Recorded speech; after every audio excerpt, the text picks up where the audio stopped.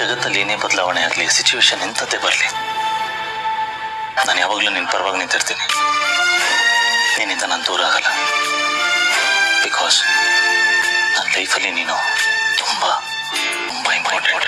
ಯಾರಿರಲಿ ಎದುರಲ್ಲಿ ನಾನೆಂದು ನಿನ್ನ ಮುಂದೆ ನಿಲ್ಲುವೆ, ನೋವೆ ಬರದಂತೆ ಪ್ರತಿ ನಿಮಿಷ ಕಾಯುವೆ.